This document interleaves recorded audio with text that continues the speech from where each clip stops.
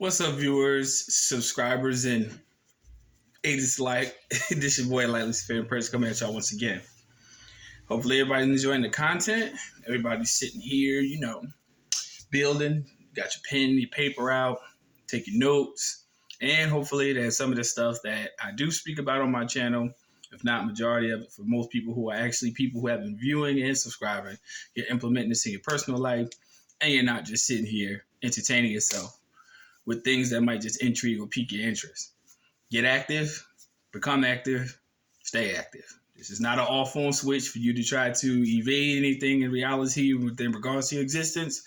This is class, and we're in session. Now, thank you for all those people who have recently subscribed to my channel. As I've checked my analytics every day, I see that the numbers do grow. I thank you for your participation, and thank you for being here. Let's keep it going. All right. If this is your first time viewing this channel, I always tell people if you're watching these videos around children, please remove them from your immediate vicinity. Because I know some people watch videos while they were driving. They might have their kids on the way to school, whatever the case may be. These are adult-based videos, adult-based content only. Simple as that. All right. Now, I want to touch on what I'm going to call, entitled in the video, UCC 1 and the Mystery Man. The definition of Strawman, okay?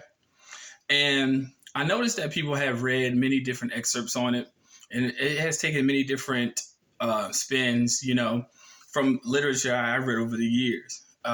Some of it is either written from like an excerpt on the Strawman from a biblical standpoint. Most of it's been written from an skewed standpoint, so to say, is disinformation campaign, information that has been transformed from its proper legal standing to departmentalization and the indoctrination of police forces and other agencies to make it seem as if it's some sort of conspiracy, even though it's written clearly in the legal framework of how law works. And then it has some people who stick strictly to the definition. So it's written from three different angles, but as it trickles down through different understanding, different channels and different mediums that people navigate, the meaning can often be misconstrued. I'm one of the people, very few people, who stick with the strict legal definition of it. Okay, that is it. I'm sticking with the strict legal definition of what it is. Now, when you stick with the strict legal definition of what it is, no one can misconstrue it, because what's written far predates anybody who exists even to this present. Because remember, when the STKV Act of 1666 was in effect, it was nothing more than a reiteration of Codex Justinian, which was millennia old from at the time of 1666.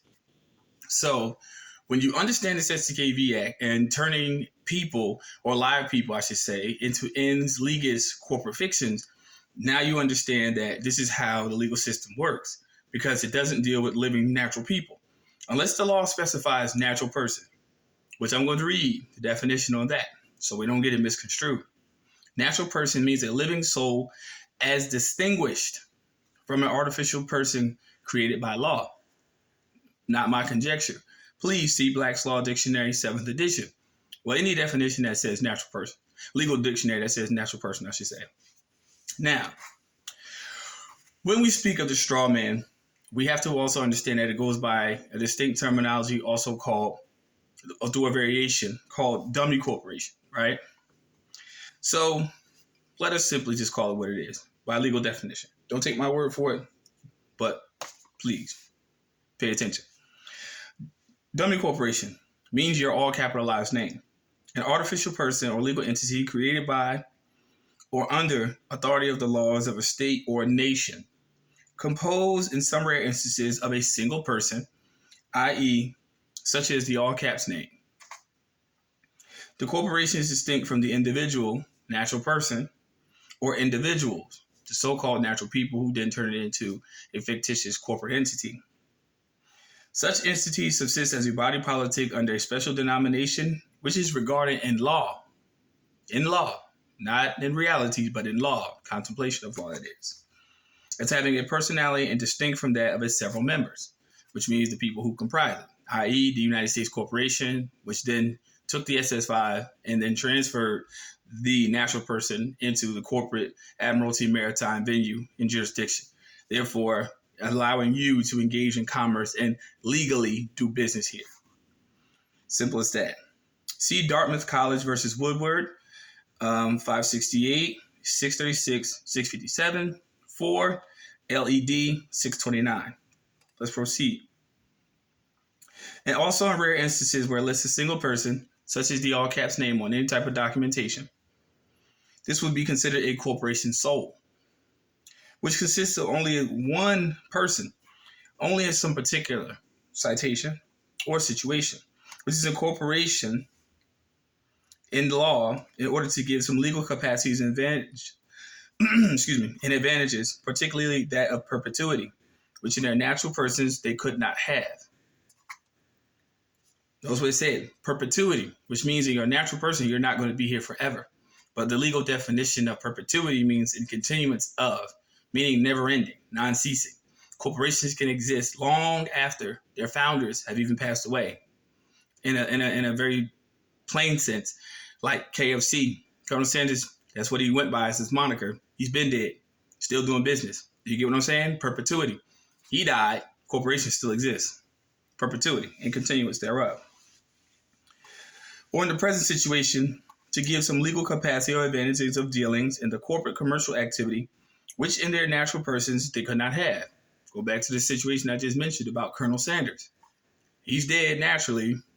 His corporation lives on. Perpetuity. Perfect example. The court cases also state that a corporation may exist as a domestic and or foreign with reference to the laws and the courts of any given is one created by under the laws of another state, government, or country, as in the present situation of a U.S. corporation in Puerto Rico. Well, it's true. They also state that a corporation de facto is one existing under color of law. Pause there real quick. Color of law means just this. It means the legal system in and of itself is pretending to do business as a legal entity, that it has laws, which are not laws at all. They're codes, rules, regulations, statutes, and procedures that corporations are subject to. Remember when I say the word subject, the only individual that is liable in any transaction is the strawman. Since the strawman doesn't exist, they use the strawman as a transmitting utility, and I'm going to get to that definition soon, to transfer the liability to you through contractual nexus. So whenever you sign a documentation, just remember you're accepting the liability from something that doesn't exist, which is why people always say you have to pay your debts. You have to understand what debts and expenses are. And in reality, a debt is something that's drawn up against you. And it usually happens in mannerisms that courts do in practice because they draw up debts as claims against you by mere accusations. And then they draw it up because they get subject matter jurisdiction over it because you give firsthand information. Taxation, you give firsthand information. You contract. They act upon your signature, which means that you have now allowed them access through nexus and usage of that strawman entity that you are employed by for them to access your wages. Yes, this is true. Whether you believe it or not, it's up to you. But once you put you sign your name on that dotted line, you're liable. That's your problem. But you have to understand you have to recondition your way of thinking in order for you to remedy your situation. Let's go further. They also state that a corporation de facto is one existing under the color of law and pursuant in an effort made in good faith to organize a corporation under the statute. An association claiming to be legally incorporated company and exercising the powers and functions of a corporation. But here's the kicker, people. Pay close attention. Without actual lawful authority to do so. See Foster versus Hare, 26 text. Civ Appellate Court 177-62, SW 54. The fictitious name, all caps name, a straw man or dummy corporation created by the government corporation without knowledge or intent of the natural person, which is you, the natural person, only exists under color of law and claiming only to be legally incorporated for the purpose of commerce and exercising the powers and functions of a corporation without actual lawful authority to do so, but strictly for the benefit of the government corporations and its commerce, not yours, It's the government corporation shows the capital letter spelling of the secure party, which is actually what goes on the UCC1 form, when they create the fictitious name corporation due to the need of a specific name required for each separate legal entity's identification. That's all it's used for. Therefore, when a corporation is constructed, a name is always given to it, or supposing to actually be given to it, will attach to it by implication.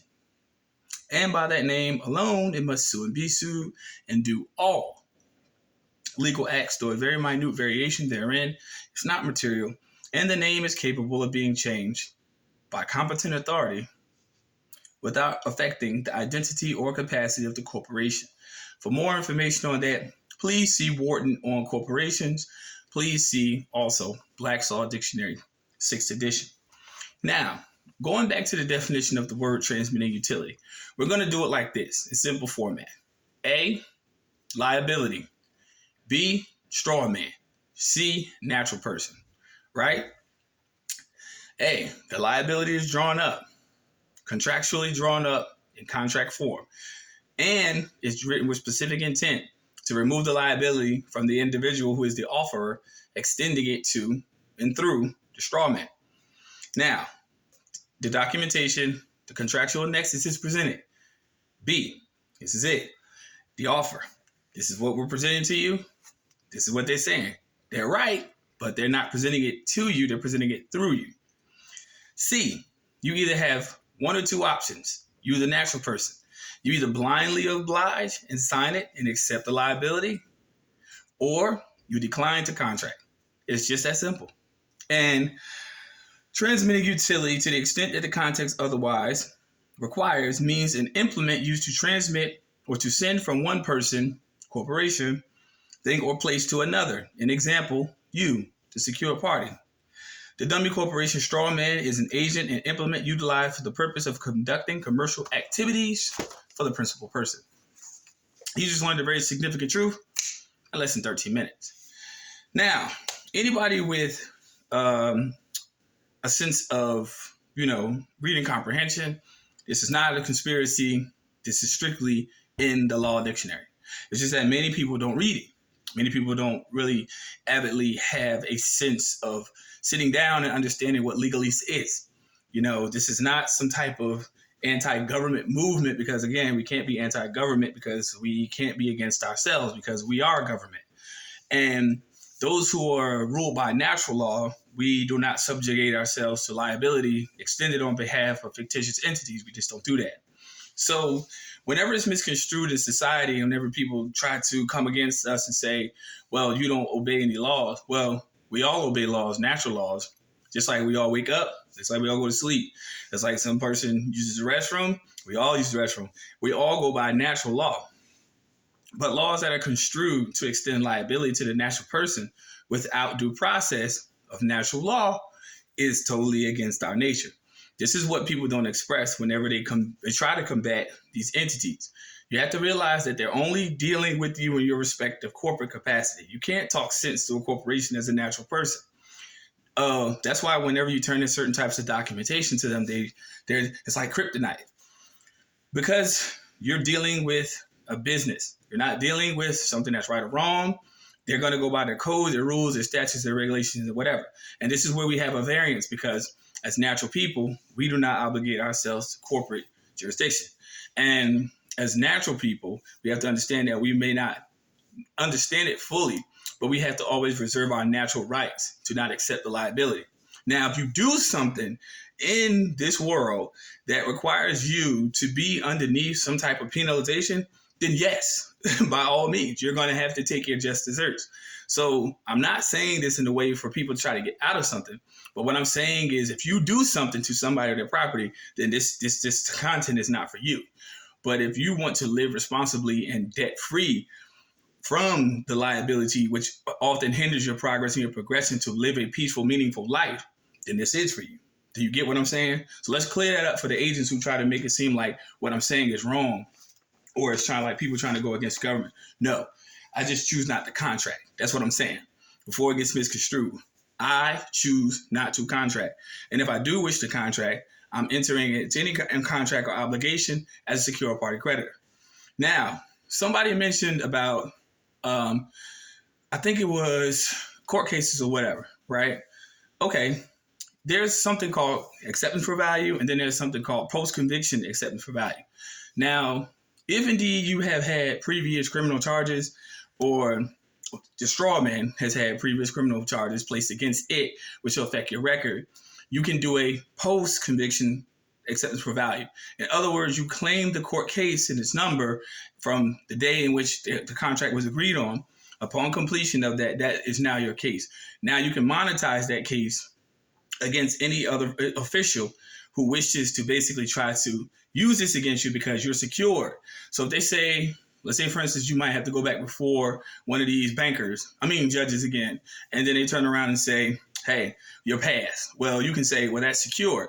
Irrespective of legal provisions of sealing your record or whatever, basically you can say you have documented evidence that this is your case and can't nobody use it, and it's trademark copyright by you. Now, a lot of people may say you can't trademark your name. Well, I just told you by legal definition that it's only used in business, just like many brand names that we use. Sony computers, Samsung, iPhone, Apple, whatever. It doesn't matter. All of those are names that are used in commerce, which we know, particularly that in our natural capacity, we cannot use. So how is it that you cannot use something that you use for business and somebody else can encroach upon it but tell you you can't? The reason why they say this is because it extends liability to them, and they don't want to be liable, but they don't mind handing it to you. So whenever we realize this, people, we have to stop contracting to incur liability. Just that simple. I'm going to leave off on this note before I actually work on my next upload. So I'm going to put this up here so you can get it. But be aware of those people who indeed made you guys file your UCC ones wrong or tried to claim you, the natural person, as a debtor on their forms. Be very careful. The reason why you need to be very careful is because those are agents and they're tricksters. That's all I'm saying. I'm long-winded, so I got to drink some water. Hold on.